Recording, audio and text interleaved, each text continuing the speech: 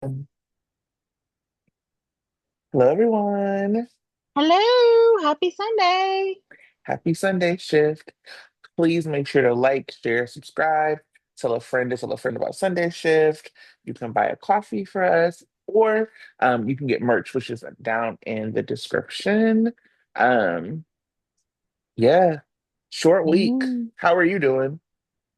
I'm doing good. I had to compensate the short week by one, listening to Tara's Port Misery podcast, and then Hmm. two, As one does. um, finally finishing season 21 of Grey's Anatomy. And then also today, and Tracy and I just got through talking about it, watching Twilight series. Yep. Shout out to my team Jacob folks. I will say that Twilight, like I knew where Bella was going to end up being, Twilight people. I was so annoyed that my team didn't win. I don't even really read the books anymore. I read fan fiction where she ends up with Jacob. Mhm.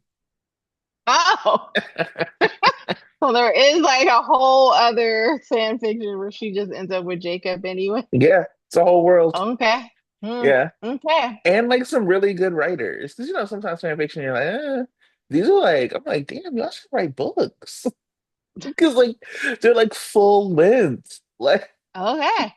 yeah. Well, I mean, as a Star Wars fan, I know that, the fan fiction world is like really deep, and like some people have written like whole books, and they end up becoming, if not canon, they end up becoming like something. So like I think the last series that got canceled was kind of like um Luke and pre Skywalker.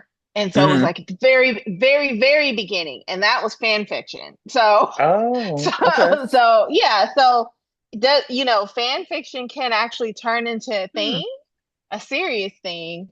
Disney, they don't necessarily claim it, or they don't actually give credit to people, but some of the elements of fan fiction have ended up in the Disney series that unfortunately ended up got Dang. canceled. But whatever. Dang.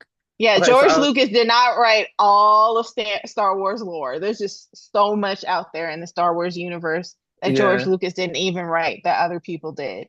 And so, And not get any credit or any money. Wow. I will say that, with Twilight, my favorite piece of like kind of lore is that 50 Shades of Grey is like a spinoff of Twilight. oh, for Like real? piss the author off.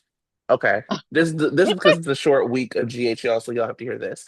So basically, fan fiction has like regular fan fiction, it also has like a lot of smut. And Mhm. so there was like this like BDSM Edward Bella like smut writer who got really, really popular.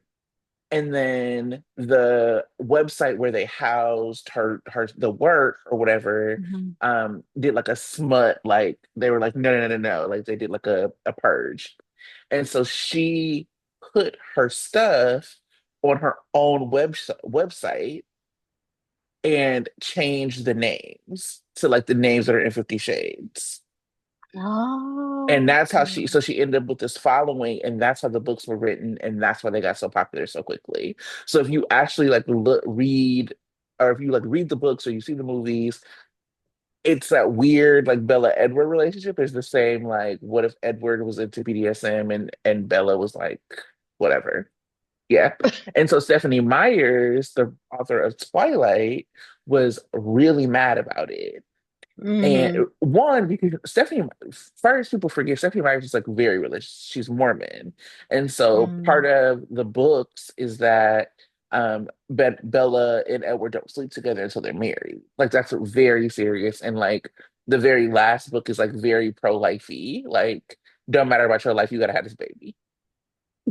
Right. And so so to have like a author like take her work and make it BDSM like really made her mad. Mm. And she was already working on um like a book, Midnight Sun, that she did end up finishing from the perspective of Edward. So like the Twilight stuff from the perspective of Edward. And Hmm. she basically got mad, like it got part of it got leaked, but also because of 50 Shades, she was like, no, I'm not gonna finish this. So there was like an unfinished Oh, manuscript online for a very long time. Then like one of the Twilight anniversaries, she wanted some money, so she finished it. well, So well, I would say like even like some of the most prolific fiction writers, they don't live that long. And so sometimes the story carries on with their children and all this other stuff. So, I mean, a mhm, famous example, Lord of the Rings. And so, it happens. Like you can come up with a great idea, but you're not going to, some people can add to it and expand to it, and it becomes like this huge, universe and that mhm. people can follow for a long time. You know what I mean? That's just amazing how just human creativity is, I wish I had that. I just like Right. I wish I had like this grand idea that I wrote down and a lot of people just follow it all over the world and then it just becomes bigger than me. Mhm. Unfortunately, Yeah, I don't have that. I mean, I think that this is like a tie into soaps that like basically when you Yeah. build characters, you can tell all of these different stories. And so that's why I think people who watch soaps like are more apt to like read fan fiction because you take these characters that we love and their characteristics and then you put them in all these different places. And so that's kind of what happens in soaps in like a different way. Like you're like, oh, Yeah. I'm following this character in this world for this amount of time, and there's like Hmm. endless story to tell if you tell it well and Hmm. you're a good writer. For the very lifetime of that person, I'm going to follow along. And that's what, basically that's what we do. So, Yeah, so fan. yeah. So, yeah. So okay, it's a very short week. I think there's like three big things I want to talk about. And so we'll do Who Done It with Drew, we'll do Nathan Return, and we will do Monica and as Tara calls her, working Monica's class Vicky hospital. Lord. Well, working class When Vicky do Lord. So according to Tara characters, Monica's story, Oh, Monica's Monica's hospital, delusional hospital, and a little bit of spy hospital because she refuses to give Britt her own story. as she shouldn't. As she shouldn't. So, oh, and then also Rick, because that really tickled me this week. Let's Brick? start with Rick. Oh, Rick. Yes. Yeah, not Brick, because I'm Oh, also not messing with oh. Stephen A. Smith. Yeah, that's how I was surprised. I was like, Brick? No, just unfortunately, Stephen A. Smith and Mo are so good together. So, I hate how good they are together. I'm Um, not even that big of a fan of Stephen A. Smith and Sunny. It's more like I'm tickled by Brooke's crush on Carly. That's it. That's the only yeah, entertaining value he provides for me. yeah. I just love how he just randomly shows up. He's like, what are you doing here? Right. Why? Okay, who done it? Um, Well, wait, do so you want to do performers of the week oh first? yeah, this is how you know I'm so like I didn't even do an agenda this week. Performers of the Okay. week, please, let's do it. So, I mean, obviously, we only had 2 days, so there wasn't a lot of performances itself that really, struck me. But I just have to give a continuing shout out to Jane Elliott Yeah, because, she's amazing and wonderful, and she is one of the few people that we got to see interact with my special segment of Welcome Backs or Welcome to GH. And so I had a welcome for Erica Slezak for just, being on the show. I mean, it's just amazing that she, having not been on One Life to Live for so long, we get to have her back. It's been a treat just to see her interact with the actors that she has worked with previously. But I just also had a critique where it's just really odd that she's been interacting with Sunny, well, people. But in any case, shout out to her just being on the show. And then welcome back to Ryan Peavy, who is playing Nathan, or is it? Ish. But anyway, just lovely having him back on the screen because he's beautiful. And so just, welcome back. Welcome to our world in General Hospital. Yeah. I love how we don't always agree on things because I am not liking either of their things, to be quite honest. But um, yeah, I mean, Erica's a legend. Mhm. Um, I I mean, I think I yeah, would agree it's pure stunt casting for both. And so Erica's, part on the show. I'm not as interested in the story as it was just great to see her. hmm So, but we can talk about that more later. yeah. Um, okay, who done it?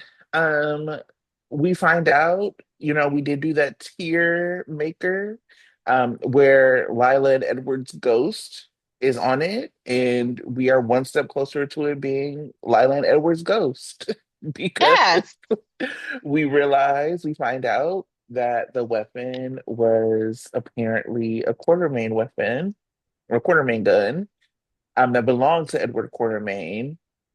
However, it did not seem to narrow any suspect list, right? Right. Because I like think well, I don't know if they ever had, well, in our mind, we had Sidwell on the suspect list, but I don't think in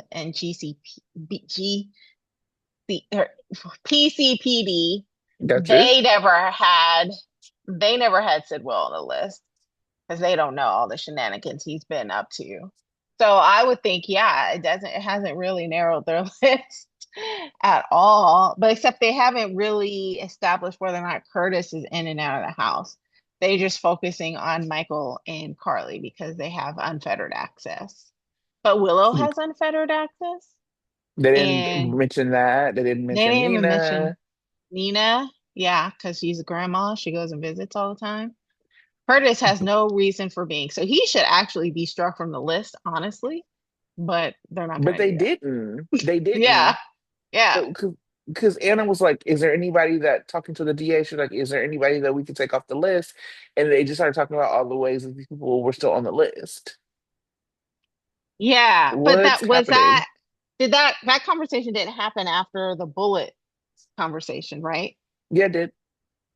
So she talked with the DA, Yeah, horny DA? yeah. That was I don't Monday. remember. That was Monday. Monday. So long Okay. ago. But yeah, that was Monday. She talked like she said it was from Edward Quartermain's gun. And then Anna said Mhm. to her, "Is there anybody that we can cut off the list?" And they just like they kept going through the list as if there was somebody to cut off. And then Mm. that's when she kind of was like, "Well, people can go in and out of the property, whatever, whatever." And that's when the DA was like, "Well, Carly has the Brennan alibi." And Anna was like, "F dude, I don't trust him. He a liar." Which to me also leads to like what branch of law enforcement is Brennan? Like he seems to have this power to be like, I'll arrest you for treason, but also like he's not a valid enough alibi. And he's not the one investigating the case. So apparently he has authority over Port Charles, but he's not investigating a clearly national figure. Um, he's not even I mean, partnering in it. He's not even like saying, I'm going to monitor this because I think the federal, courts might have something about it. He's not even looking into it because he's not like, I guess, because the congressman is not a person of interest, the WSB. yeah, I mean, I wouldn't expect the WSB to do it, but I would expect like there to be a Fed, and especially considering that so many people who are investigating it are like have some type kind of tie to Drew. It's just Hmm. messy.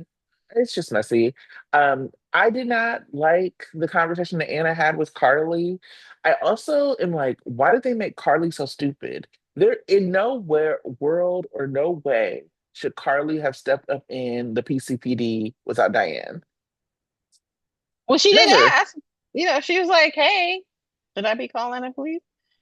But And but she actually yeah, knows better than to even ask. This is right. silly. Carly, you know better than this. And you also know better than believing that Anna would just straight up believe Brennan. Anna has told you 25,000 times in 25,000 different ways that she does not like Brennan. She does not trust Brennan. She does not believe Brennan. So the fact that Carly would think that her alibi is shored up just because it's coming from Brennan to Anna is wild. It would be different if the Mhm, alibi was to somebody else. Anna has already mhm. told you exactly how she feels about this man. Yeah. I, yeah. How did you feel about Anna bringing up Claudia to Carly about I mean, it's me. I'm just mhm. like she knows the circumstances beyond Claudia. I mean, so to say that, he's capable of, killing, and this is in reference to Michael. I mean, I just think that's just being unnecessarily mean. But then cops are like that. So Uh, I was like, there's no reason to be explaining cop mentality because it's like they don't care about people, they just care about their case. yeah, I mean, to me, I think what's tough about what Anna said, I thought it was not only cruel, but like unnecessary and not actually even Hmm. accurate to like the situation. Like Right. bringing up Claudia as if that wasn't some sort of like defense, it wasn't some sort of like adrenaline in the moment after this woman took your mom and your sister at gunpoint and you not And it, knowing what she would do to you versus like premeditated, I'm gonna come up to your house and shoot you. Those are not the same things. right. And he was young too, so. Yeah. So to me, I just was like, oh, that was a really interesting. Okay. We're digging back in the crates of history for this, in a way that didn't feel like it made a lot of sense.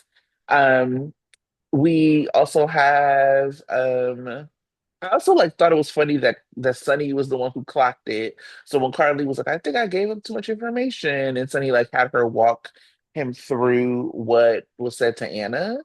And when she finally finished, Sunny was like, yeah, that was about you. Like having Sunny be the one that like and I'm Yeah. surprised that Sunny didn't like fuss at her about not having Diane with her. There's just no reason He for you to be talking to cops without the lawyer. yeah, he did that last time when she said she talked with she went to Anna's office purposely, and he was like, "Why are you in Anna's office?" And that was with Brick. Yeah. So yeah, yeah, he's like, obviously, there's no need to tell Carly anything because she does what she wants to do. They got my girl out here looking ridiculous. Right. They got my girl out here looking ridiculous.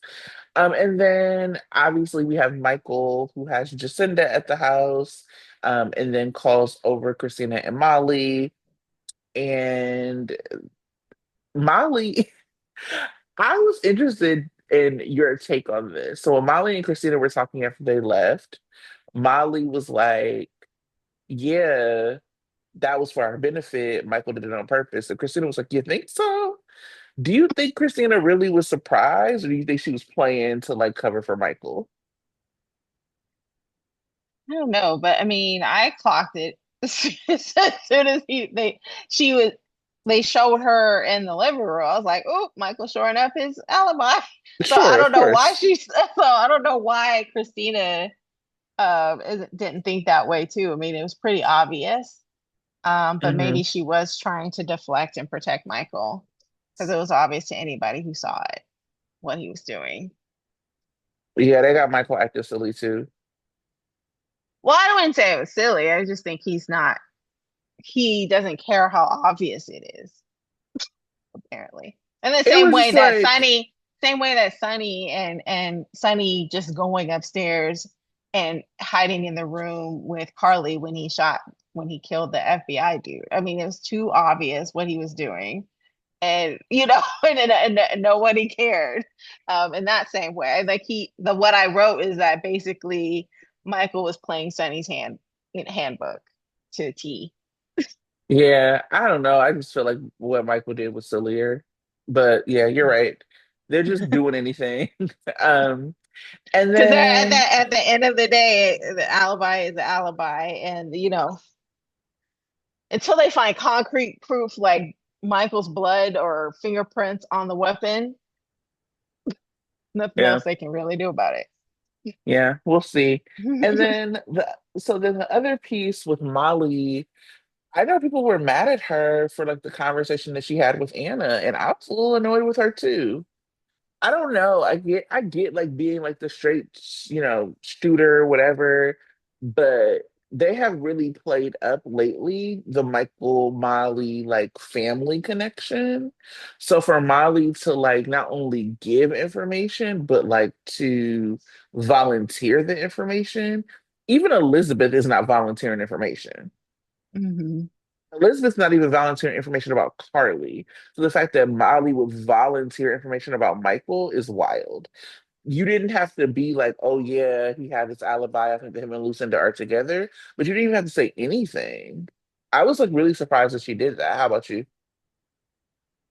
I wasn't surprised because I felt like I'm still a little pissed off of her behavior during the whole Mm, Trina thing. yeah. I think she's more loyal to the law than she is to friends or family. Hmm. So it didn't necessarily shock me at all. Um, I don't think she went there with the intention of ratting out Michael, but then I think, she's just gonna do as an officer of the court, tells her to do and just go ahead and tell the truth. Um, I don't But it know was her if that, truth that she presented. Nobody asked her. yeah. Well, yeah, she felt compelled to though when she was in there talking with Anna, because Anna was like, "Is there anything else that I need to know?" And she was like, "As an officer of the court to Molly," and then Molly was like, "Okay, well, But she had already yeah, told Anna a little bit, and then she um, stopped herself. So, like, she had already yeah." volunteered stuff to even prompt Anna to ask her more. Yeah, but she still felt compelled to just because of her job. And that doesn't surprise me at all because of how she has behaved in other cases. I don't think Mm. she's the person that the family will go to be like, "Hey, I'm doing something illegal. I need you to keep it a secret." I think everybody No, understands that Molly's not no. that person. I don't think that. I think that what was surprising to me is that not surprising, disappointing to me Hmm. was the idea that like nobody asked her. This is Hmm. like information that you volunteered that wasn't necessary to volunteer. And if we're digging back into history and remembering the relationship between Molly and Michael, then we have to remember that Molly was there when Michael got sent to jail the first time and Oh was like yeah. cussing Dante out for like putting him in that position and like really understood. And so for me, when I look at Molly as a character, it would be more interesting if it felt like she had some um I don't know, just like some feelings about it. Because Anna basically was like, okay, this makes Michael and Carly the number one suspects. And like for me, Hmm.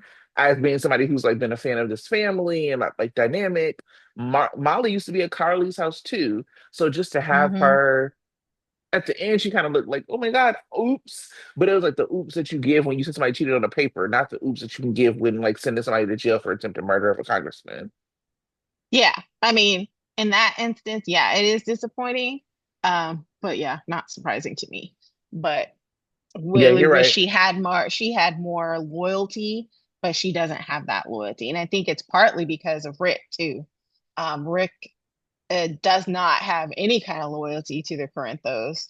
And so she's probably got that in her head as well as Alexis. Alexis kind of goes back and forth herself on whether or not she's friendly with the Corinthos family. It depends on her mood, which is hella annoying to me. So Molly has all those voices as well as that's competing with her feelings about Michael as a family member. Hmm. I don't excuse it, but I can kind of understand it. Yeah, I think I would understand it more if she was in a position where she absolutely had to tell, where it was like somebody asked her point blank directly. What do you think Hmm. about this? What do you think about that? And I also think, and this is just like a very shallow thing that is to me very true that the writers are not taking into consideration. You are not writing for Chad's Michael. Oh You're no. writing for Rory's Michael.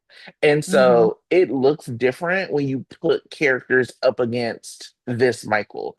Partly because people have like a crush on Rory and all that stuff, but it's also because Rory's getting better writing. The Michael that they have written for Rory is the Michael that I've always wanted Michael to be.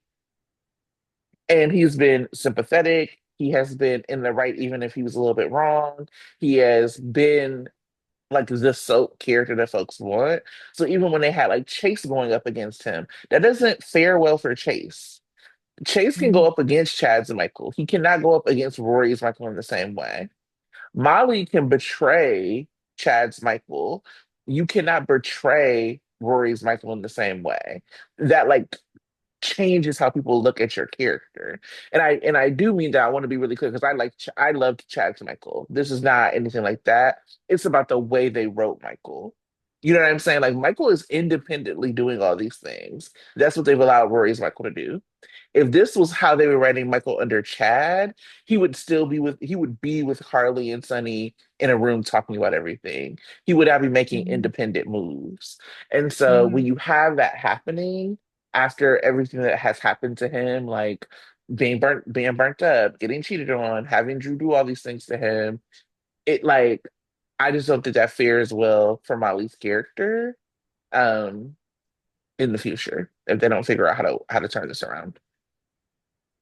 Because just being like, oh my God, I'm the letter of the law, that's it, with nothing, it it's a overcorrection that they sometimes do to legacy kids. Hmm. I also think that Anna was, um, I don't know if it's legal or not legal, but she should not be actually um asking questions of Molly or Dante about the case. Honestly, I think she should be recusing Dante from the case as well Mm. as Chase. And then they should also be making sure not to involve Molly in the case. Um, so yeah, but then that's sketchy poor Charles policing right there. Yeah. I mean, I think that that's like the part of like understanding limitations around like budget and people or Right. whatever. Because Yeah. I think that But if this was yeah. like when the show had a bigger budget, for example, the story that we'd be telling is that the feds would have came in and tried to like overtake Anna and she'd be Hmm. fighting for position in the story. You know what I mean? She Right. would have like a little bit more um Hmm. distance from it. And now, like, nobody care who shot Drew. So, you know what I No, mean? she's the only Like, one that does. you're the only one who cares. So, everybody else is like, actually, let them get away with it. Let them cook. Right. He's still alive. It's all good. Which is their own, like, yeah, yeah. The other thing I found funny was like Michael talking to Tracy about it and like really like having that Quartermain conversation. I love Tracy being like, I can't tell if you're lying, therefore you're a real Quartermain. Hey, that was good. So Michael is basically saying that he was at Drew's house, he was going there to talk, he got out of the car, he stood in the rain, realized he didn't want to talk, and left. Um, Tracy's like, mm-hmm, sure. And she's upset at Jacinda being his alibi. And I loved her being like, I can't believe you got a call girl or whatever, hooker, whatever you said. He's like, they like to be called sex workers now. Right. I love that. He's like, they're sex workers. I was like, shout out to woke Michael. He was like, excuse me, like sex work is work. Thank you. Right. I also appreciated Christina bringing it back. Christina was like, what? Like, are you judging what she does? Michael's not Right. like that. This isn't even the first sex worker Michael's dated. Right. Call back Like, to period. his first love. So I found that to be interesting. But I am are you how are you enjoying the relationship between Tracy and Michael? I mean, I like it. It's almost, kind of harkens back to what I think her relationship would have been with Jason if Jason hadn't left the family. Okay. Jason would have been the pet of the family. So I'm liking that. I'm liking her relationship with Jason now, even though he's still the criminal. I think Hmm. Tracy kind of thawing on both of them is really nice. Yeah. I like that she respectfully asked Michael, "Can I stay in the house after you inherit? I know you're going to inherit, but can I have the same privileges?" And that shows a level of respect that she hasn't really given to anybody in the house, the level of deference, you know? And so that was really nice. Mm-mm-mm. Yeah.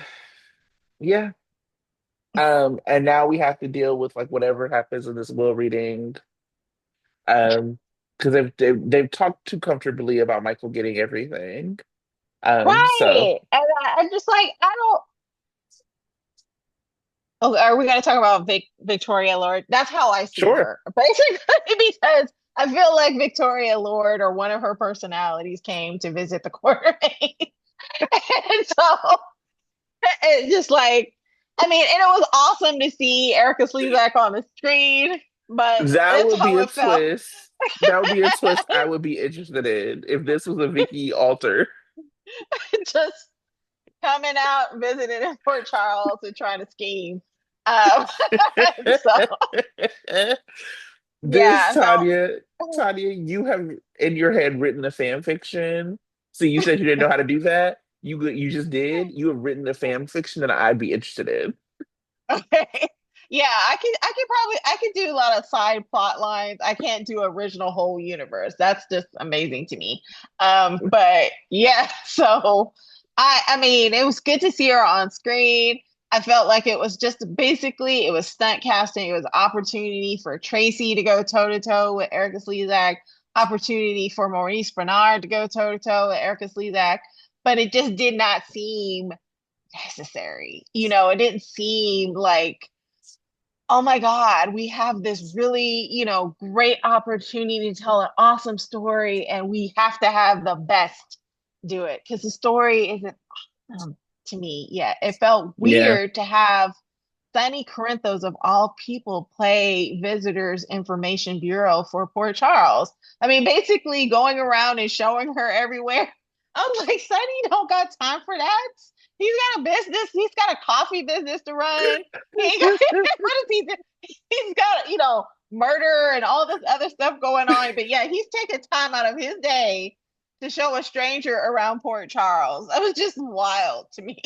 So and then like it could have been anybody who's actually a family member of Monica to do that, but no, it had to be mob boss Sonny Corinthos of all people that's giving her the tour of Port Charles. It made me laugh so much because she was like, "Oh, are you and Monica?" He was like, "For some reason, Monica and I didn't get along." Sunny,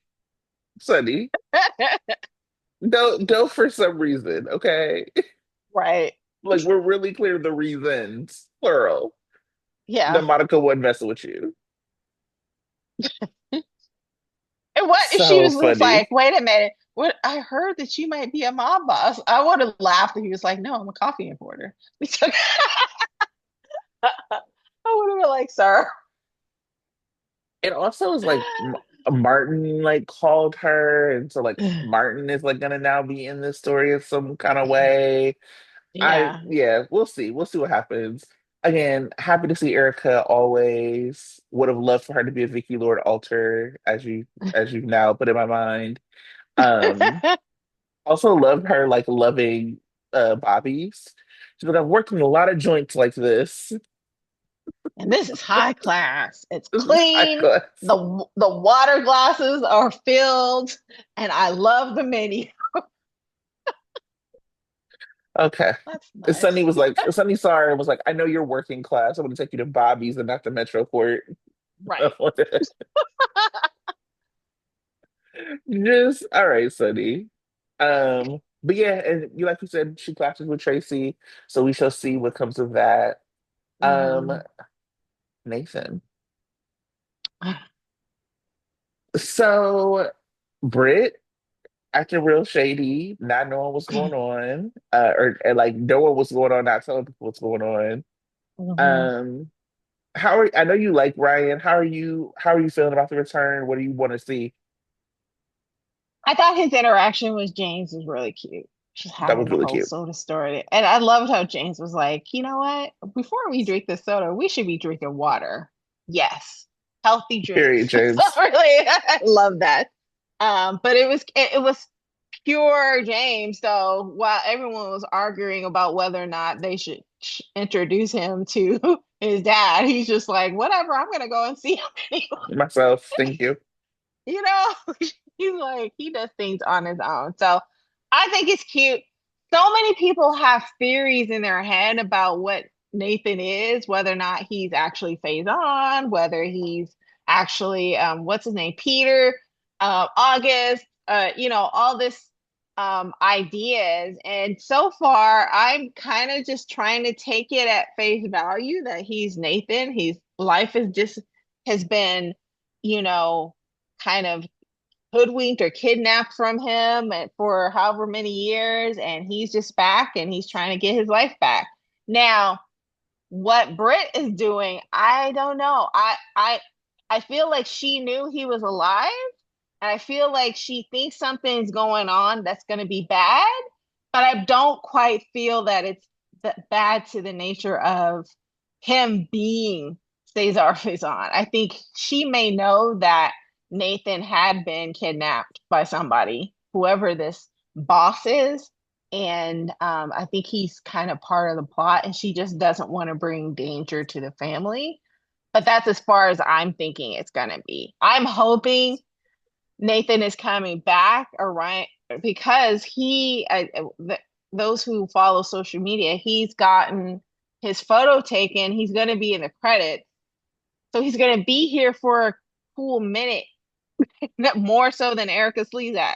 So I'm Hmm. hoping he sticks around for a while.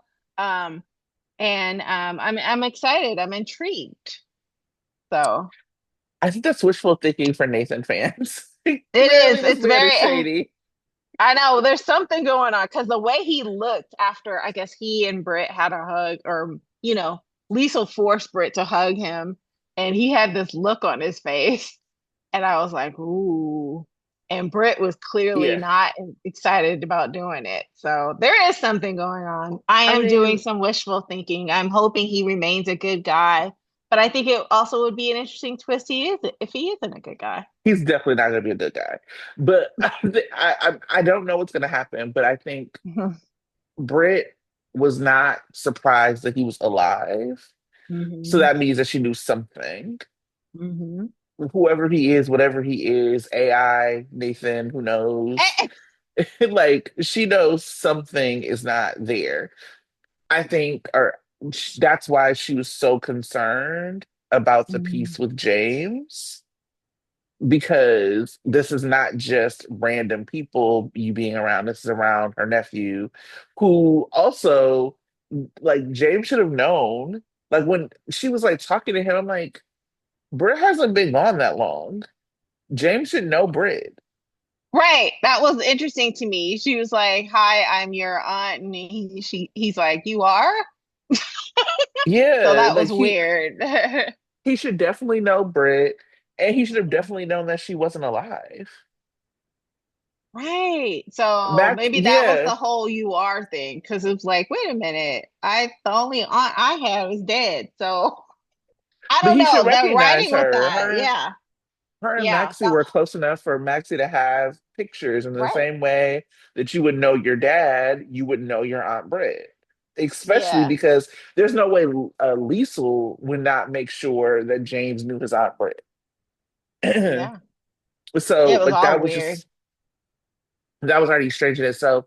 But him like looking at the article of himself and like what happened was like, okay, this is a little sinister. The only thing that he had that wasn't sinister was like the sweet interaction with James. Because even when you like expanded it out, it was weird.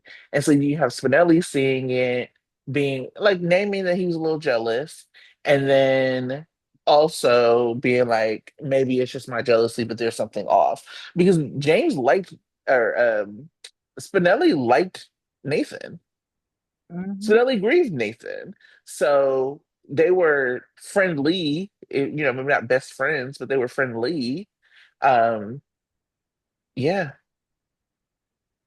He also Nathan also isn't like overly concerned about Maxie.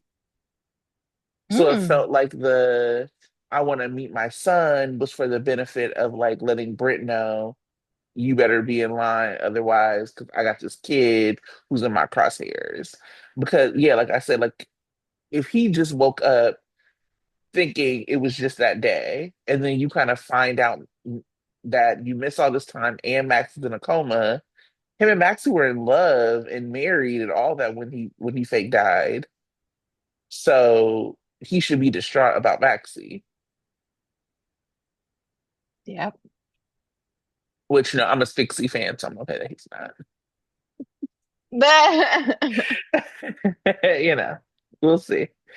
And then finally, the last thing I want to talk about was Rick and Alexis and Ava. That's Pure very comedy. intense. So intense. It It was was like very intense. horror and comedy combined. And something I noted was that like, when Rick put the knife to her throat, I was like, GH actually knew what it was doing because that situation with Julian changed the trajectory of the character of Julian and the relationship with Julexis. Like they couldn't come back from that. And this was like played for laughs. She's like, all Mhm. right. You know what I mean? Like it was like the way it was played was very much like hijinks. Mhm. And I was like, oh, this was like a learning moment from when it happened before. Mhm. Rick was stockpiling his pills. Mhm. And I love that Ava clocked him. Oh, so going back, Rick got up, put a knife to Alexis's throat because he got loose. He was gonna make Alexis call, or he made Alexis call Elizabeth. But Ava came back in because she forgot her planner, hit him over the head again. They retied him up.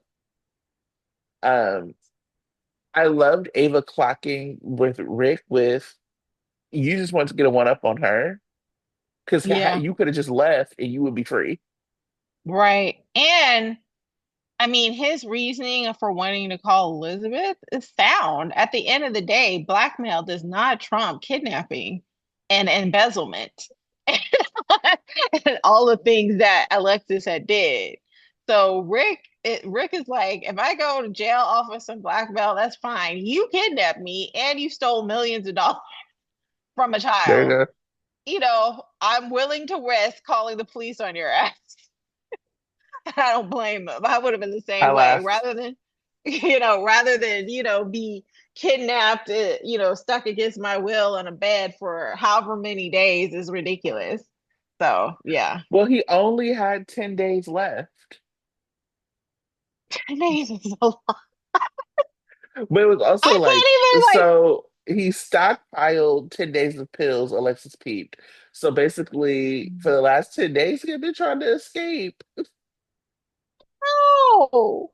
I mean, dang, I can't even be in bed 24 hours before I start No. cramping up. And he's been stuck for 10 days. I'm I was surprised like, he oh my God, had he the must strength. smell terrible. Right. He must smell terrible. I'm surprised he had the Breath. strength to walk. He had to do a couple stretches and practice walking to be, you know, because Yeah. that muscle loss of muscle use is real. So I also loved Alexis being like, well, sorry that my basement doesn't have all the trappings of a panic room. Did you put Carly? what you have for Carly. Ah. So they're Mm. planning for comedy. We'll see if Rick gets because Liz and Molly are talking about Rick, which was interesting because Mhm. I'm like they got a time period, so why are you so concerned about him? He's gone for that time period. He's still within it.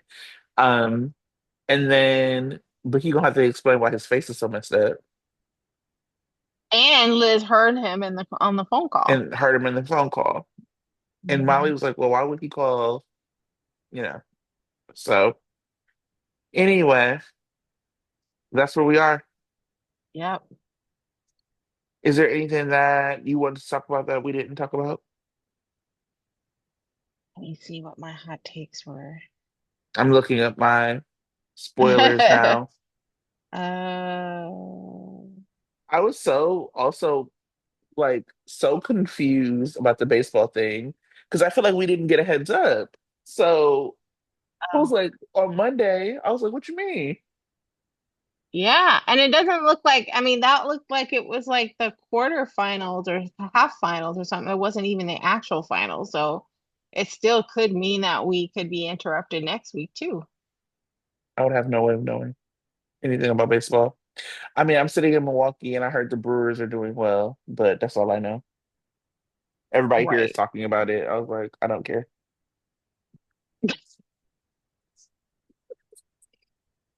But shout out to my friend No. Lisa. Shout out to my friend Lisa, who actually has a very successful podcast about the Brewers. It's called Brewers Babe. So if you're baseball fans or Brewers fans, check it out.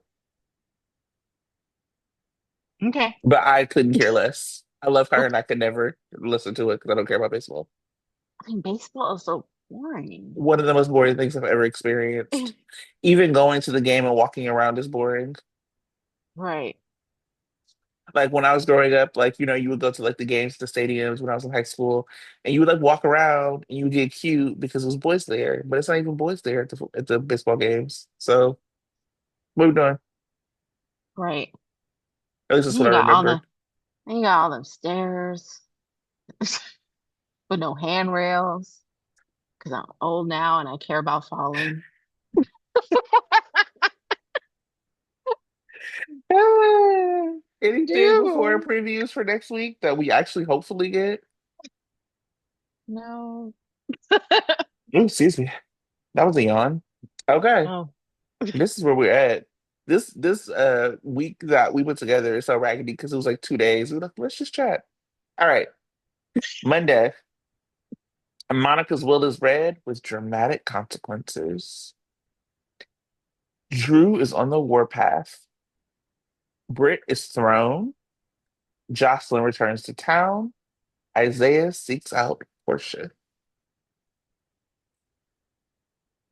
Tuesday. Anna and Chase serve a search warrant. Alexis warns Sunny. Geo makes a big decision. I do wonder if Geo, I think we talked about this last week, is going to move back where the quarter remains. Yeah. Britt plays hardball. Portia gets life-changing news. You think Portia's pregnant? I think so because it's the only one that makes sense out of all of them who they suggested. I mean, yeah, I mean Jocelyn has been having a lot of sex, but the only one that will have a real consequence for is Portia. Oh. Wednesday. Willow is distraught. There was a picture of Willow um, with Michael at Elizabeth's house, I think. So Okay. Willow's distraught. Carly visits Elizabeth. Curtis relays a theory to Portia. Brennan meets with Joss. Chase makes a revelation. Thursday, Dante and Anna compare notes. Nathan makes a declaration. Someone's alibi crumbles. Uh-oh. I would imagine either Michael or Willow's. Uh, Or Carly. yeah, but I don't think. Yeah, maybe. Yeah. Jocelyn fudges the truth. Britt lashes out. And Friday, Mhm. Sunny questions Lulu, which is weird. Willow briefs Drew. Michael opens up to Ronnie, aka working class Victoria Lord. Jordan is threatened. Lucas plays matchmaker. Ooh. When he gonna find out that his boyfriend's a liar? That to happen. Come on, I'm ready for it because This feels unsustainable. Right. Well, thank you for joining us for a short week. Please like, comment, subscribe, tell a friend to tell a friend, get some merch, buy some coffee, and we will see you next week. Bye.